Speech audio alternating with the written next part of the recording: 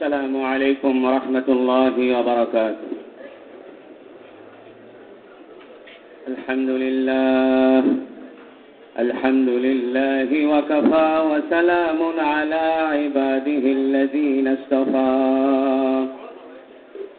الحمد لله الذي وحده والصلاة والسلام على من لا نبي بعده.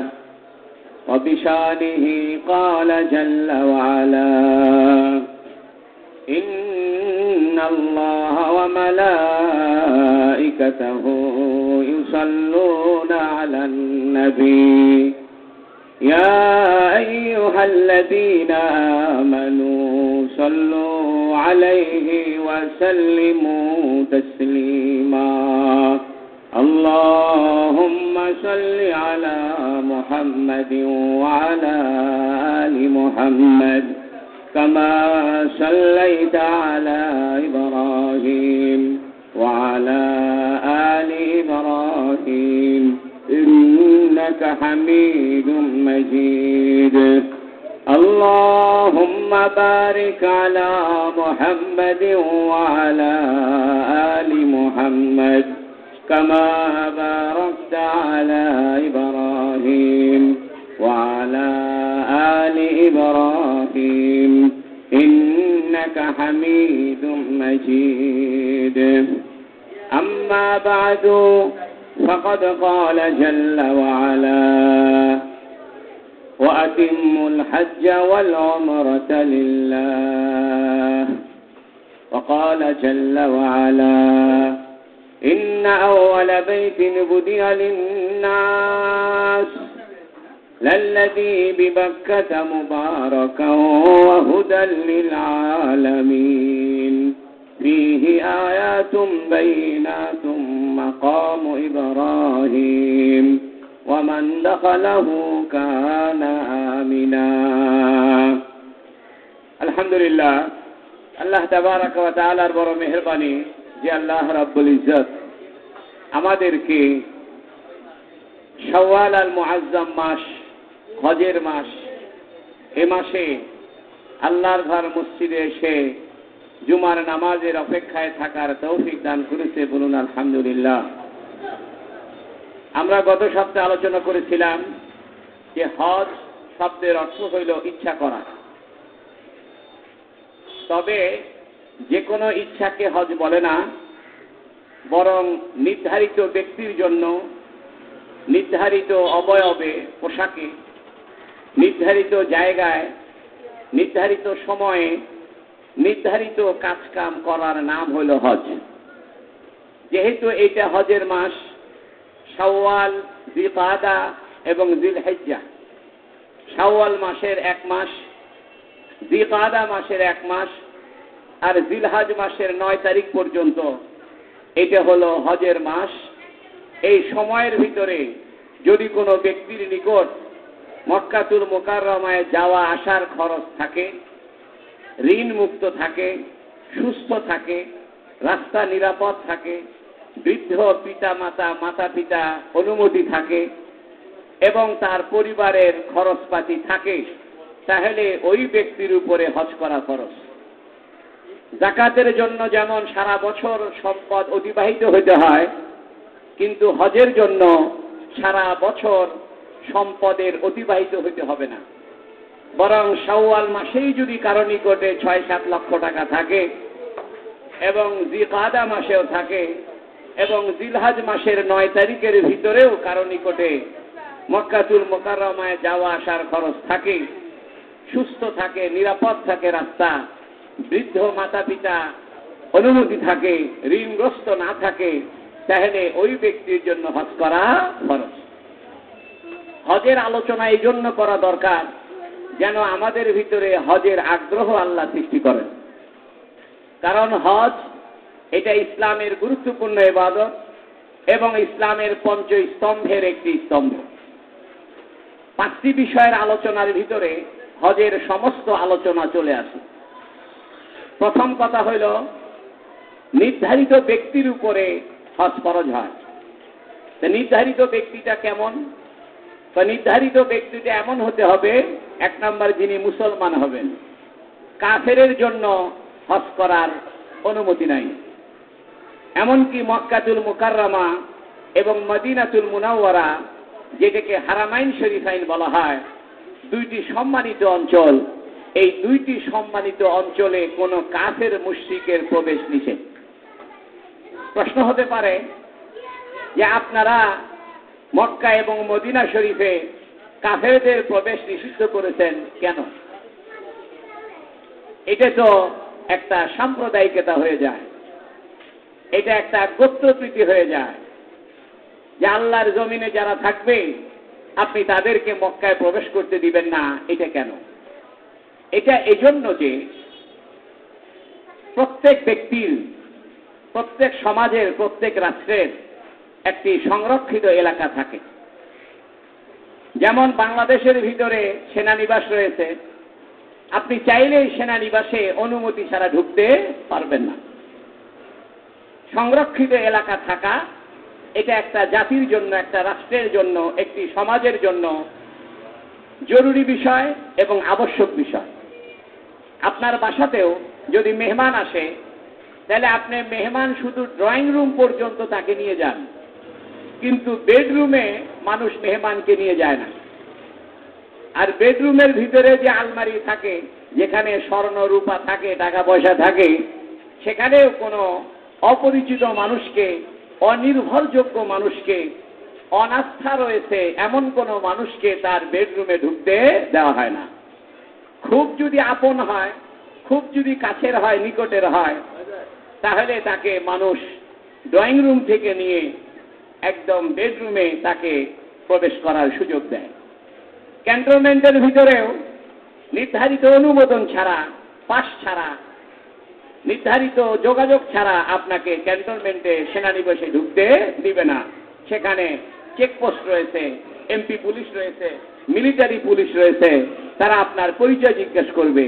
যদি আপনি নির্ভরযোগ্য হন, আস্থাশীল হন, তাহলে আপনাকে সেনানিবাসে প্রবেশ করতে দিবে। একই রকম ভাবে ইসলামের একটি সম্মানজনক গৌরবের জায়গা হলো মক্কা এবং মদিনা। পৃথিবীতে তৌহিদের ভিত্তিতে যারা ঈমান এনেছে, আল্লাহ পাকের তৌহিদে বিশ্বাস করেছে, এই পরিচয় না দিলে তাকে মক্কা এবং মদিনায় প্রবেশ করতে দেওয়া যাবে না। এই জন্য মক্কা এবং মদিনায় কাফিরকে প্রবেশ করতে দেওয়া হবে না। এটা ইসলামের একটা গৌরবজনক বিষয়, সম্মানের বিষয়, সংরক্ষিত বিষয়। আর মানুষকে যখন কোনো বিষয়ে নিষেধ করা হয়, আল ইনসান হারিসুন ফিমা মুনিআ, মানুষকে যদি কোনো বিষয়ে নিষেধাজ্ঞা দেওয়া হয় তো মানুষ সেই বিষয়ে আগ্রহী হয়। এই জন্য মক্কা এবং মদিনায় কাফেরদের জন্য নিষেধাজ্ঞা দেওয়া হয়েছে, যেন তাদের আগ্রহ সৃষ্টি হয় যে মক্কা এবং মদিনার বিষয়টা কি। এই জন্য ইসলাম এবং মানবতার ধর্ম ইসলাম, এটা তৌহিদের উপরে প্রতিষ্ঠিত, একত্ববাদের উপরে প্রতিষ্ঠিত। এই জন্য ইসলামে মক্কা এবং মদিনাকে হারামাইন শরীফাইন, অর্থাৎ সম্মানিত এলাকা, সংরক্ষিত এলাকা, সম্মানজনক এলাকা, গৌরবজনক এলাকা ঘোষণা করা হয়েছে, যেন কোনো ব্যক্তি তার তৌহিদের পরিচয় ছাড়া, ঈমানের পরিচয় ছাড়া সেখানে প্রবেশ করতে না পারে। নির্ধারিত ব্যক্তির জন্য হজ ফরজ হবে, ব্যক্তিটা এক নাম্বার মুসলমান হতে হবে, ঈমানের পরিচয় তার থাকতে হবে। যদি ঈমানের পরিচয় না থাকে, তৌহিদের পরিচয় না থাকে, তাহলে সে ইসলামের সংরক্ষিত এলাকা মক্কা এবং মদিনায় প্রবেশ করতে পারবে না। দ্বিতীয় নম্বরের শর্ত হল ব্যক্তিটা সুস্থ হতে হবে। সুস্থ মানে সে যানবাহনে উঠতে পারে, এমন অসুস্থ সে সফর করার উপযোগী নয়, যানবাহনে উঠতে পারে না, প্লেনে সফর করতে পারে না, এরকম যদি অসুস্থ হয় এবং কোনো দিনদার ডাক্তার, মুসলিম ডাক্তার, সে যদি তাকে এটা বলে যে আপনি সফর করতে পারবেন না, আপনি সফর করলে অসুস্থ হয়ে যাবেন, আপনার জন্য সফর করা সমীচীন নয়, তাহলে ওই ব্যক্তির উপরে ফরজ হবে না হজ। তবে যদি কোনো ব্যক্তি অসুস্থ থাকে কিন্তু টাকা পয়সা থাকে, তাহলে ওই ব্যক্তির জন্য উচিত হবে সে অন্য কাউকে দিয়ে বদলি হজ করায় দিবে। হজের জন্য বদলি হজ বৈধ, কিন্তু নামাজের বদলি হয় না, রোজার বদলি হয় না। এরকম হবে না যে আমি রমজান মাসে রোজা রাখতে পারে নাই, অসুস্থ, তা আমার ছেলেটা আমার রোজা রেখে দিবে, আমার মেয়েটা আমার রোজা রেখে দিবে, এটা হবে না। নামাজ পড়তে পারেন না, আপনার আত্মীয় আপনার পক্ষ থেকে নামাজ পড়ে দিবে, এটা হবে না। কারণ ইসলামে কোরআন ও হাদিসের দৃষ্টিতে হজের বদলি হতে পারে, কিন্তু নামাজ এবং রোজার বদলি হইতে পারে না। রোজা যদি আপনি না রাখতে পারেন, এটার বিকল্প হলে আপনাকে ফিদিয়া দিতে হবে, কাফারা দিতে হবে। নামাজ যদি না পড়তে পারেন, তাহলে আপনি পরবর্তীতে নামাজ আদায় করবেন। তাও যদি না পারেন, আপনি বসে বসে পড়েন, তাও পারেন না, শুয়ে শুয়ে পড়েন, তাও পারেন না, আপনি সেন্সলেস হয়ে গিয়েছেন, জ্ঞান নাই, আপনি কিছু বুঝেন না, এরকম যদি সময় আপনার এসে যায়, তাহলে আপনি নামাজের ফিদিয়া দিবেন, কাফারা দিবেন। এই জন্য নামাজ এবং রোজার ভিন্ন বিকল্প রয়েছে, আর হজের ভিন্ন বিকল্প হলো বদলি হজ করা। বদলি হজের ব্যাপারে নিয়ম হইল, যিনি হজ আগে করেছেন তাকে দিয়ে বদলি হজ করানো উত্তম। কারণ যিনি হজ করেন নাই, আপনি তাকে দিয়ে যদি হজ করান, তাহলে ওই ব্যক্তির উপরে আবার হজ আবশ্যক হয়ে যায়। কারণ নিয়ম হলো, যে ব্যক্তি হজের মাসে মক্কাতুল মুকাররমায় উপস্থিত হয়েছে, কাবা ঘর বাইতুল্লাহকে দেখেছে, তাহলে তার জন্য হজ ফরজ হয়ে যায়। এখন যে ব্যক্তিটা নিজেই হজ করে নাই, আর একজনের বদলি হজ করার জন্য মক্কা শরীফে প্রবেশ করেছে, সে যখন কাবা ঘরে দেখবে, তখন তার উপরে হজটা আবশ্যক হয়ে যাবে। এই জন্য এটা মাকরুহ।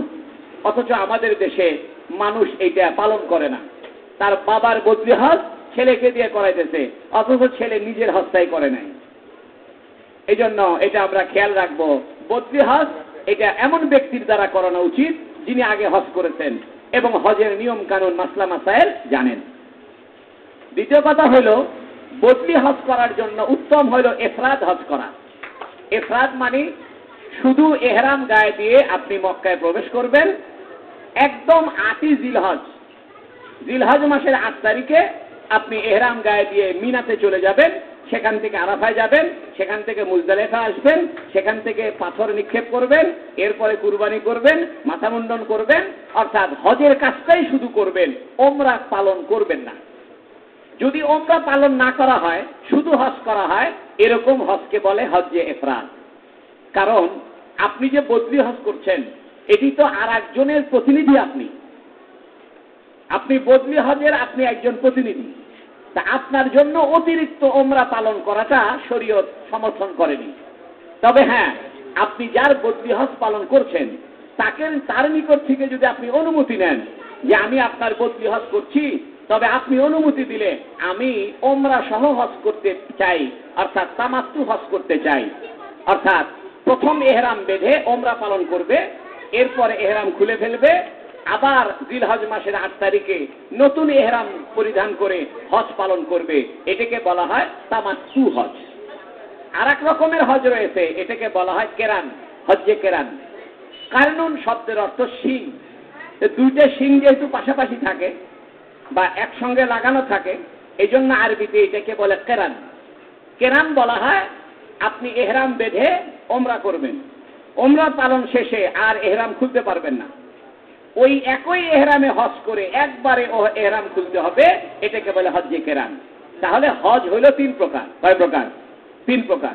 এক প্রকারের হজের নাম হলো হজ্জে ইফরাদ, অর্থাৎ শুধু হজ করবেন, ওমরা করবেন না। এইরকম হজের জন্য কুরবানি দিতে হয় না।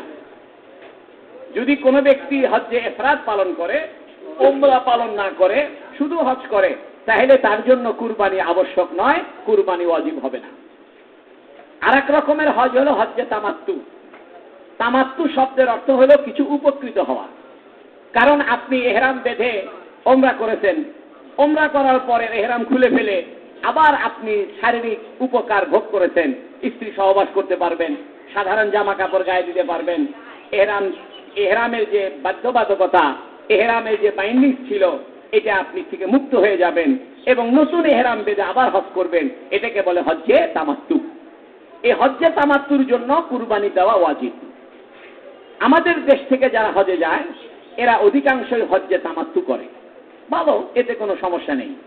হজ্জে তামাত্তুর জন্য কুরবানি দিতে হয়। তবে এই কুরবানি আর ঈদুল আজহার কুরবানি এক নয়।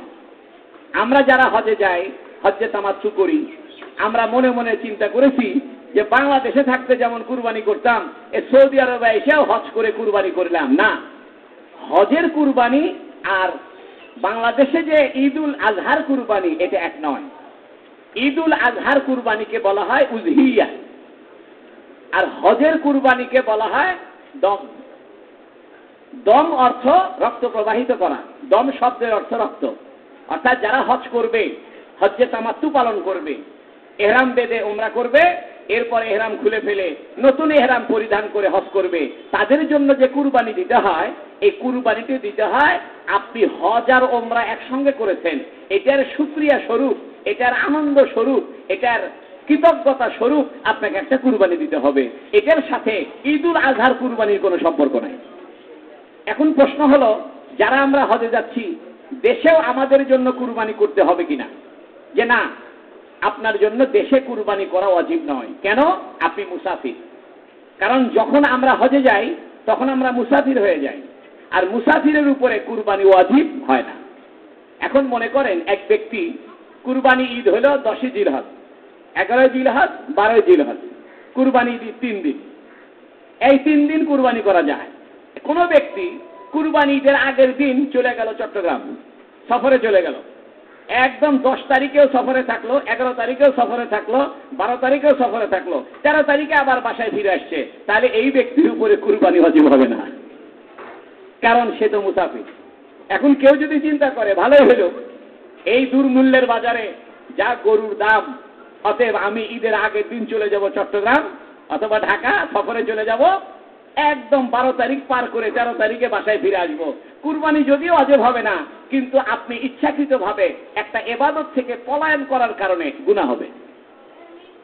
এই জন্য আমরা এটা বুঝার চেষ্টা করি যে হজের কুরবানি আর ঈদুল আজহার কুরবানি এক নয়। ঈদুল আজহার কুরবানি এটা মুসাফিরের উপরে ওয়াজিব হয় না, এটা যারা মুকিম থাকে, বাসায় থাকে এবং তাদের নিকটে সাদকাতুল ফিতির পরিমাণ টাকা পয়সা থাকে, তার জন্য কুরবানি ওয়াজিব। মাঝখানে একটা মাসালা বলি, 3টা ইবাদত আমাদের রয়েছে। একটা ইবাদত হলো যাকাত, একটা হলো হজ, আর একটা হলো কুরবানি। আর যাকাতের সঙ্গে আরেকটা রয়েছে ফিতরা। তাহলে সব মিলে 4টা ইবাদত হইল, আর্থিক ইবাদত।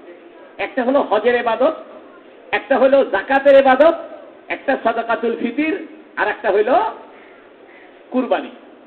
যাকাতের জন্য পুরো মাস আপনাকে 52.5 ভরি রূপার সমপরিমাণ টাকার মালিক থাকতে হবে। বর্তমান বাজারে যদি 1300 টাকা রূপার ভরি হয়, তাহলে 1300 গুণন 52.5, 58,250 টাকা, এটা হজের নেসাব, যাকাতের নেসাব। এই পরিমাণ টাকা সারা বছর থাকলে যাকাত ওয়াজিব হয়। ঠিক একই রকম ভাবে এই পরিমাণ টাকা থাকলে সাদাকাতুল ফিতরা ওয়াজিব হয়। ঠিক একই রকম ভাবে এই পরিমাণ টাকা থাকলে কুরবানি ওয়াজিব হয়। আমাদের সামনে কুরবানি ঈদ আসতেছে।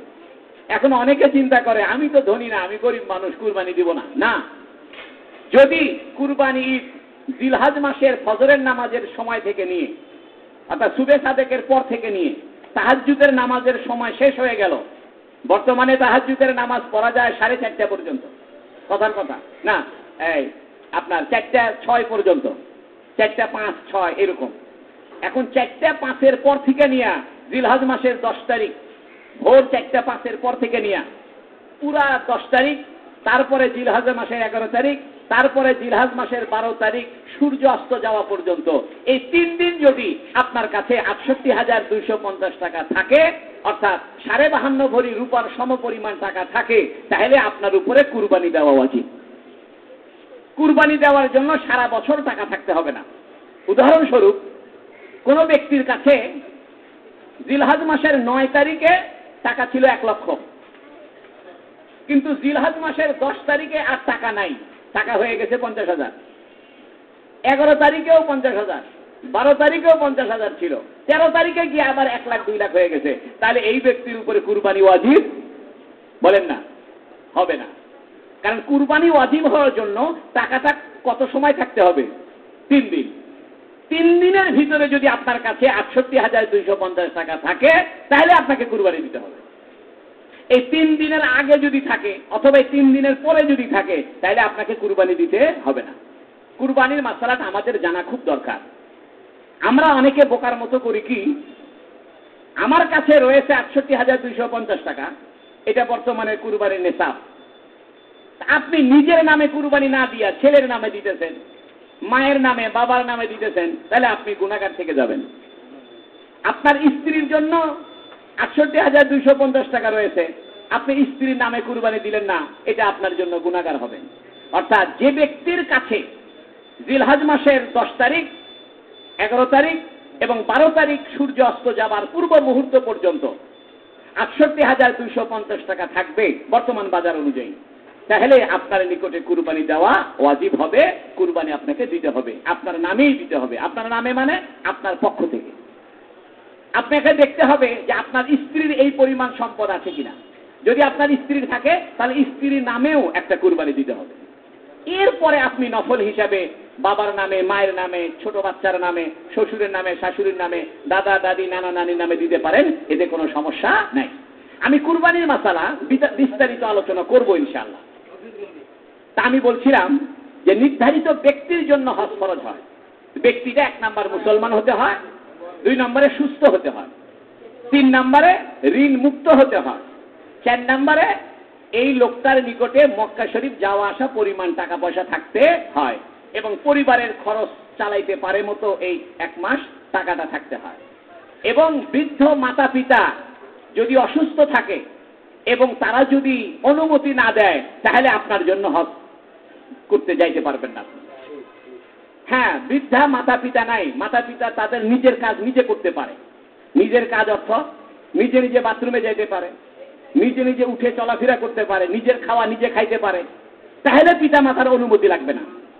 আর যদি মাতা পিতা নিজে বাথরুমে যাইতে না পারে, উঠে চলাফেরা করতে না পারে, নিজের খাবার নিজে খাইতে না পারে, পোশাক আশাক নিজে পরিবর্তন করতে না পারে, তাহলে আপনার জন্য পিতা মাতার অনুমতি ছাড়া হজ করা যায় হবে না। এর দ্বারা বোঝা যায় মাতা পিতার খেদমত করা কত জরুরি। মাতা পিতা যদি বৃদ্ধা অবস্থায় থাকেন তাহলে তাদের অনুমতি ছাড়া আপনি হজে যাইতে পারবেন না।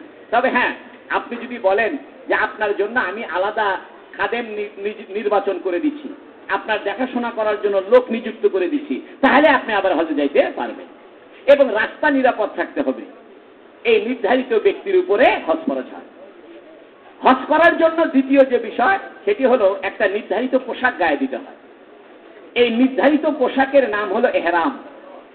এহরাম শব্দের অর্থ হলো নিজেকে হারাম করে নেওয়া, অর্থাৎ বৈধ কাজ নিজের জন্য অবৈধ ঘোষণা করা, এটার নাম এহরাম। এহরাম শব্দের অর্থ হলো আমি আমাকে নিজের উপরে কিছু হালাল কাজকে হারাম করে নিলাম। যেমন জুতা পায়ে দেওয়া, এটা সুন্নত, নবী আলাইহিস সালাম জুতা পায়ে দিতেন। পায়জামা পরা, নবী আলাইহিস সালাম পায়জামা পরেছেন জীবনে। জুব্বা পরা, সেলাই করা কাপড় পরা, এগুলো বৈধ, এগুলো সুন্নত। টুপি মাথায় দেওয়া, পাগড়ি পরা, এটা সুন্নত। আতর দেওয়া সুন্নত। কিন্তু আপনি এহরাম গায়ে দিলে আপনি জুতাও পরতে পারবেন না, পাগড়ি পরতে পারবেন না, টুপি পরতে পারবেন না, মুজা পরতে পারবেন না, আতর দিতে পারবেন না, সুগন্ধি কিছু লাগাইতে পারবেন না, চুল কাটতে পারবেন না, দাড়ি কাটতে পারবেন না, নখ কাটতে পারবেন না, কিচ্ছু করতে পারবেন না। অর্থাৎ বৈধ কাজ আপনার উপরে অবৈধ হয়ে যাবে, হারাম হয়ে যাবে, এটার নাম এহরাম। এহরাম বাঁধার জন্য একটা নিয়ম রয়েছে। নিয়মটি হলো আপনি যখন এহরাম বাঁধবেন, ও আরেকটা কথা বাদ পড়েছে, যারা আপনারা হজে যাইতেছেন অথবা হজে যাওয়ার নিয়ত করেছেন, একটা কাজ খুব জরুরি। যাদের নিকটে আপনার টাকা পয়সা পাওনা আছে, আপনার নিকটে মানুষ টাকা পাবে, তাদেরকে এই কথা বলতে হবে যে ভাই আমি হজে যাচ্ছি, আপনারা টাকা আমি আসার পরে দিব, এতটুকু সময় আমাকে দেন। এবং আপনার নিকট থেকে যারা টাকা পয়সা আপনি যাদের নিকট থেকে পাবেন, এটার একটা তালিকা তৈরি করা। মানুষের হায়াত মৌতের বিশ্বাস নাই, এন্তেকালের কোনো বিশ্বাস নাই। এই জন্য একটা তালিকার ভিতরে লিখে রাখবেন যে অমকে অমকে আমার নিকট থেকে টাকা পাবে এবং অমকে অমকের নিকট থেকে আমি টাকা পাবো। এই একটা তালিকা তৈরি করে বাসায় স্ত্রীর কাছে, সন্তানের কাছে রেখে যাবেন। যদি আপনার মৃত্যু হয় তাহলে যেন এই টাকা পয়সাটা সে শোধ করে দিতে পারে, এইটার হিসাবটা রেখে যাওয়া এটা জরুরি কাজ, এটা ওয়াজিব। আরেকটা কাজ হলো তওবা করা। তওবা না করে আপনি হজে যাবেন না, কারণ তওবা না করে যদি আপনি হজে যান তাহলে তো আপনি গুনাহ নিয়েই গেলেন, আর যদি তওবা করে হজে যান তাহলে গুনাহ মুক্ত হয়ে হজে গেলেন। তওবা করার অর্থ কি? তিনটা কাজের নাম তওবা। এক নম্বর কাজ হলো যে অন্যায় আমি করেছি, যে গুনাহ আমি করেছি, এই গুনাহটা এক্ষুনি ছেড়ে দিলাম। দুই নম্বর, এই গুনার উপরে আমি লজ্জিত, আমি শর্মিন্দা, আমি নিজেকে খুব লজ্জাবোধ করতেছি যে এই গুনাহটা আমি কেন করলাম।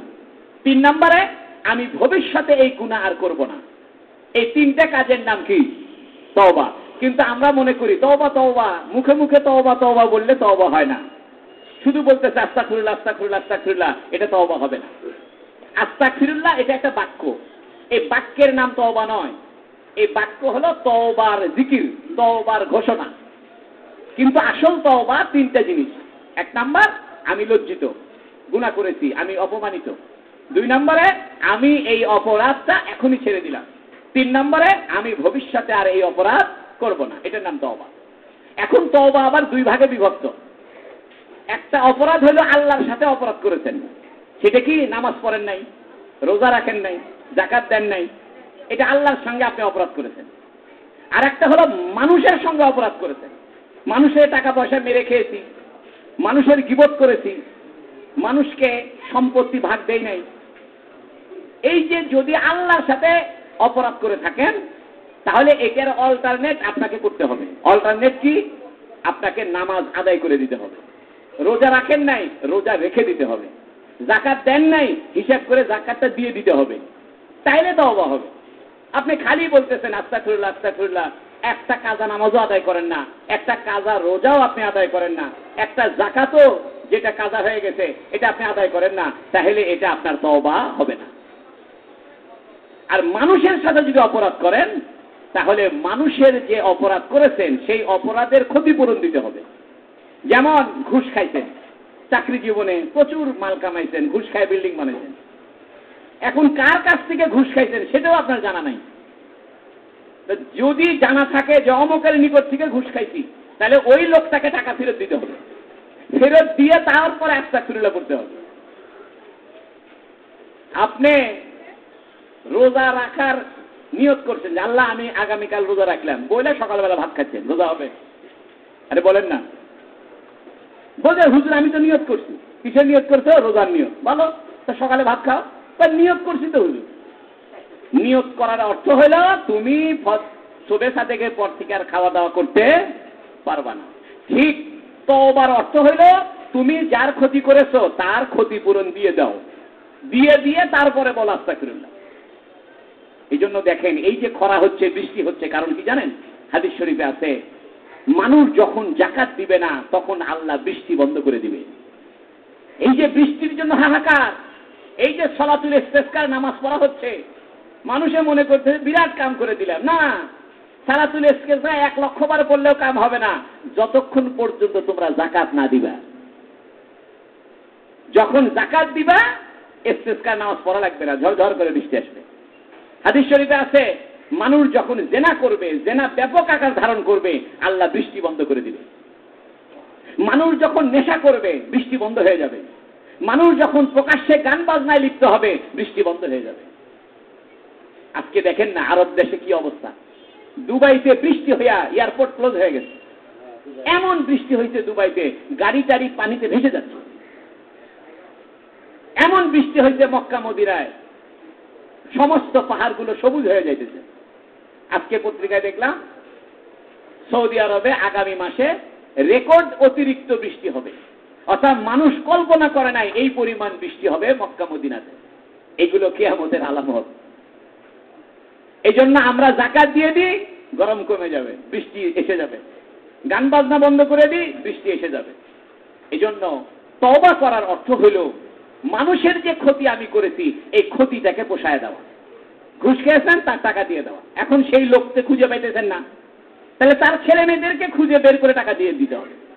আর ছেলে মেয়েদেরকে খুঁজে পাইতেছেন না, তাহলে যে পরিমাণ ঘুষ খেয়েছেন এই পরিমাণ একটা হিসাব করিয়া এই পরিমাণ টাকা ওই ব্যক্তির সওয়াবের নিয়তে দান করে দিতে হবে, তারপরে আস্তাগফিরুল্লাহ করলে তওবা হবে। তওবা সহজ কাজ না। আপনি মনে করছেন যে খালি আস্তাগফিরুল্লাহ বললে আমার তওবা হয়ে গেল না।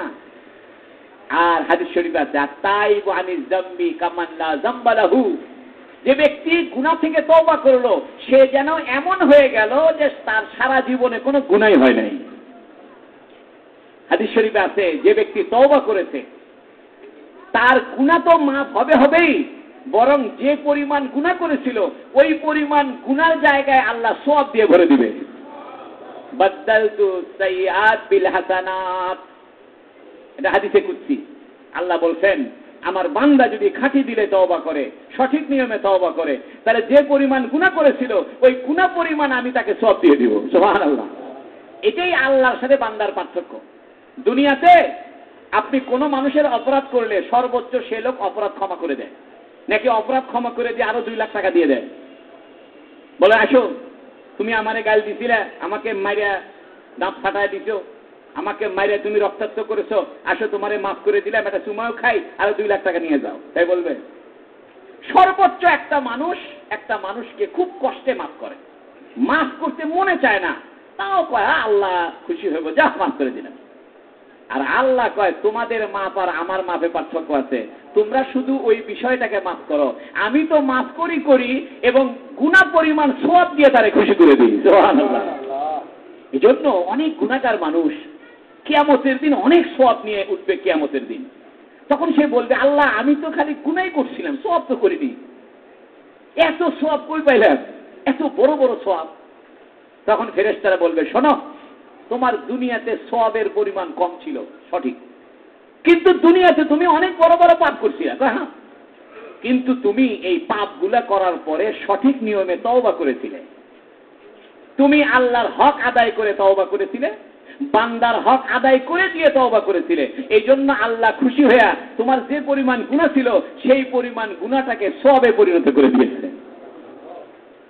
তখন মানুষে বলবে হায় হায়, দুনিয়াতে আরো গুনাহ করতাম, আরো তওবা করতাম, তাহলেই না ভালো হইতো। সুবহানাল্লাহ। এজন্য একটা হাদিসে আছে, হাদিসে কুদসি আল্লাহ পাক বলছেন যে কোন বান্দা যদি গুনাহ করে তওবা না করত তাহলে আমি এই জাতিকে ধ্বংস করে নতুন জাতি বানাইতাম, নতুন মানব সম্প্রদায় সৃষ্টি করতাম যারা গুনাহ করে তওবা করে, গুনাহ করে তওবা করে, এই রকম লোক আমার পছন্দ। এর মানে কি জানেন?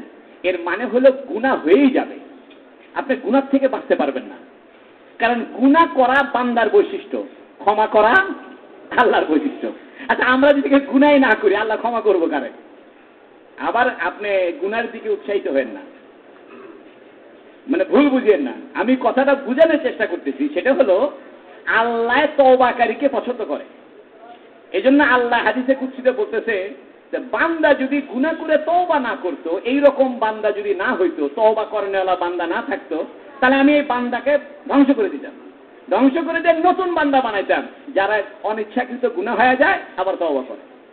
এজন্য তওবা করতে পারা এটা আল্লাহ পাকের অনেক বড় একটা নিয়ামত। আল্লাহ আমাদেরকে সঠিক নিয়মে তওবা করার তৌফিক দান করুক, বলেন আমিন। তাহলে তওবা করে আমাদেরকে হজে যাওয়া উচিত, শুধু হজের ক্ষেত্রে নয়, প্রতি মুহূর্তে তওবা করা উচিত। আর আপনি যদি সকাল বিকাল 100 বার ইস্তেগফার পড়েন, আস্তাগফিরুল্লাহ আল্লাযী লা ইলাহা ইল্লা হুয়াল হাইয়ুল কাইয়্যুম ওয়া আতুবু ইলাইহি, অথবা আস্তাগফিরুল্লাহ রাব্বি মিন কুল্লি যামবিন ওয়া আতুবু ইলাইহি, এগুলো পড়তে থাকেন, আশা করা যায় এই জিকিরের উসিলায় আল্লাহ আপনাকে তওবা করার তৌফিক দান করবে। এইজন্য আস্তাগফিরুল্লাহ পড়লে কিন্তু তওবা হয় না, তওবা করার জন্য আল্লাহর হক আদায় করে দিতে হয়। যাকাত দেন নাই, যাকাত দিতে হবে, তারপরে আপনি তওবা করতে হবে। রোজা রাখেন নাই, রোজা রেখে তওবা করতে হবে। বোনের সম্পত্তির ভাগ দেননি, বোনদেরকে দিয়ে দিচ্ছেন, পরে জমি ভাগ করার সময় আর বোনদেরকে জমি দিচ্ছেন না। আপনার মা মারা গেছে, বাপে আর একটা বিয়ে করছে, এখন বাপেকে বলছেন আব্বা বিয়ে করতে পারবেন, শর্ত আছে, এই নতুন মাকে কোনো সম্পত্তি দেওয়া যাবে না। এই শর্ত করাটাই না যায়। অধিকাংশ ক্ষেত্রে আমাদের দেশে মা মারা গেছে, বাবা আর একটা বিয়ে করেছে, তখন সন্তানেরা এই নতুন মাকে আর সম্পত্তি দিতে চায় না। কেন দিবে না ভাই? সম্পত্তি তোমার। এই জন্য বোনের সম্পত্তি, হকদারের হক, পাওনাদারের পাওনা, এটা পৌঁছায় দিয়ে তারপরে তওবা করতে হবে। আল্লাহ আমাদেরকে তৌফিক দান করে, বলুন আমিন। তো বলছি না, হজে যাওয়ার জন্য নির্ধারিত পোশাক গায়ে দিতে হয়। এই পোশাকটা কি জানেন? এই পোশাকটা হলো কাফনের কাপড়। এই জন্য হজের সিনারির সাথে মানুষের মৃত্যুর সিনারির একটা মিল আছে। আপনি যখন ইহরামের কাপড় গায়ে দিবেন গোসল টোসল করে, ঠিক মারা যাওয়ার সময় আপনাকে গোসল করে কাফনের কাপড় পরাবে। আপনি যখন ইহরামের কাপড় গায়ে দিয়ে বাসা থেকে বের হবেন, আপনার ছেলে মেয়েরা কান্নাকাটি শুরু করবে, আব্বাই হজে যাচ্ছে, সব কানবে। ঠিক একই রকম ভাবে মৃত্যুর সময় আপনার লাশের পিছনে মানুষ কানবে। মৃত্যু হয়ে গেলে যেমন মানুষের আর কোনো কিছু করার ক্ষমতা থাকে না, সাজসজ্জা করার ক্ষমতা থাকে না, ঠিক হজে গেলেও আপনার কোনো সাজসজ্জা করার অধিকার থাকবে না।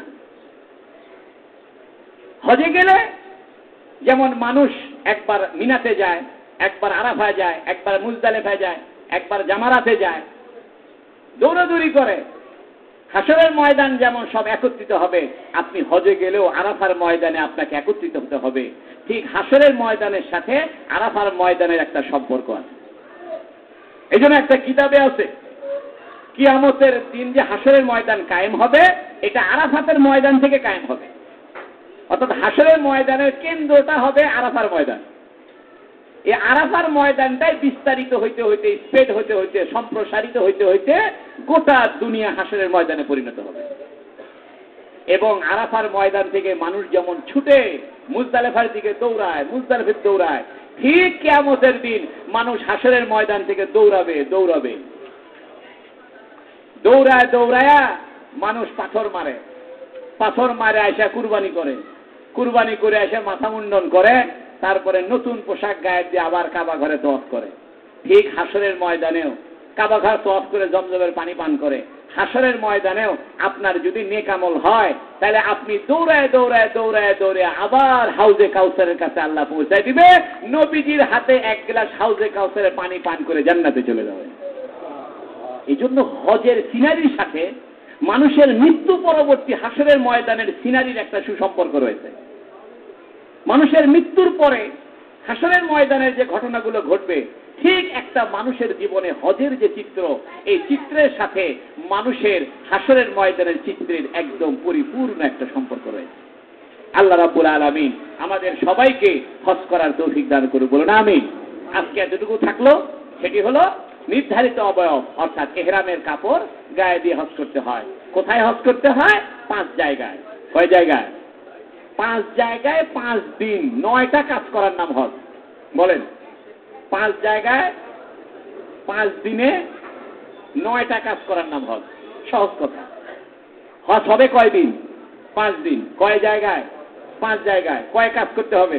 9 কাজ। বাস, কথা শেষ। এখন মানুষ যারা হজে যায়, বই খাতা পড়তে পড়তে অস্থির, তাও খুঁজে পায় না কি বললেন, কিছু মাথার মধ্যে ঢোকে না। এই জন্য সংক্ষেপ কথা, হজ কয় দিন, কয় জায়গায়, কয় কাজ। বাস, আগামীতে ইনশাল্লাহ আমরা এই 5টি জায়গার বর্ণনা দিব, 5টি দিনের বর্ণনা দিব এবং 9টি কাজের বর্ণনা দিব। তাহলে ইনশাল্লাহ আমাদের সামনে এই হজের একটা চিত্র, হজের একটা সিনারি ফুটে উঠবে। আমাদের দিলে শখ পয়দা হবে যেন আল্লাহ আমাদের সবাইকে বারবার হজ করার তৌফিক দান করে, বলুন আমিন। খুব দোয়া করা দরকার। বিভিন্ন জায়গায় সালাতুল ইস্তেসকা হইতেছে ভালো, কিন্তু এখানে ক্যামেরা শো বেশি। আল্লাহ সব বুঝে, তুমি ক্যামেরা শো করার জন্য খালি নামাজ পড়তেছ। আরে ভাই, মানুষ আমাদেরকে বলে যে হুজুর আপনি একটু ইস্তেসকার নামাজ পড়ান। হ্যাঁ, ইস্তেসকার নামাজ পড়াবে ওই লোক যে লোক গুনাহমুক্ত লোক কই পাবেন? এমন এক সময় ছিল মানুষ বলতো, ভাই আমি অযোগ্য, আমি তো সালাতুল ইস্তেসকার ইমামতি করতে পারবো না, অমুক লোককে বলো, সে আমার চেয়ে ভালো। সেই লোক আবার বলতো, ভাই আমি গুনাহগার, আমার চেয়ে ওই লোক ভালো, তার কাছে যাও, সেই ইমামতি করাবে। আর এখন আমরা নিজেরা ইস্তেসকার নামাজের ইমাম হওয়ার জন্য পাগল হয়ে গেছি।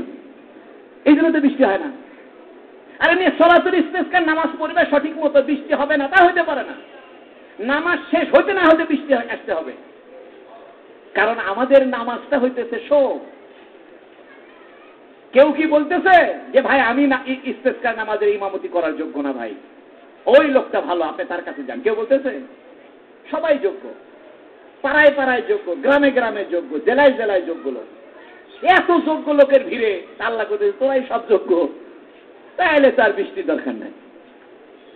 একটা মানুষ যদি সালাতুল ইস্তিসকায় এমন থাকে যে খাঁটি দিলে তওবা করছে, একজন মানুষ যদি থাকে, খোদার কসম করে বলতেছি, একজন মানুষ যদি দিল থেকে তওবা করে, সঠিক নিয়মে তওবা করে সালাতুল ইস্তিসকা নামাজ পড়ে, সঙ্গে সঙ্গে বৃষ্টি হবে। কিন্তু আমাদের সালাতুল ইস্তিসকা কাম হচ্ছে না, কারণ আমরা নিজেরাই যে তওবা করিনি। সালাতুল ইস্তিসকা নামাজের শর্ত হলে তওবা করে যেতে হবে। আমরা কেউ তওবা করতে রাজি নাই। আস্তাগফিরুল্লাহ পড়তে রাজি আছি, তাহাজ্জুদ পড়তে রাজি আছি, হজ করতে রাজি আছি, কিন্তু বনের জমি ফিরিয়ে দিতে রাজি নাই।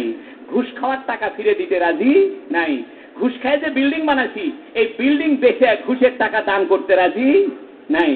এমন বাহাদুর দরকার যে বাহাদুর বলবে আমার এই 4 তলা বিল্ডিং এর মধ্যে ঘুষের টাকা আছে 2 তলার, অতএব 2 তলা বেচে দিয়ে সব টাকা দান করে দিব, তারপরে সালাতুল ইস্তিসকা নামাজ পড়ো, দেখি বৃষ্টি হয় কিনা।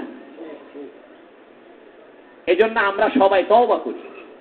যদি তওবা করি, আল্লাহর হক আদায় করে দিই, যাকাত দিয়ে দিই, বনের সম্পত্তি দিয়ে দিই, মানুষের অবৈধভাবে পয়সা ইনকাম করেছি সেটা দান করে দিই, গীবত বন্ধ করে দিই, ইনশাআল্লাহ বৃষ্টি এখনই হবে।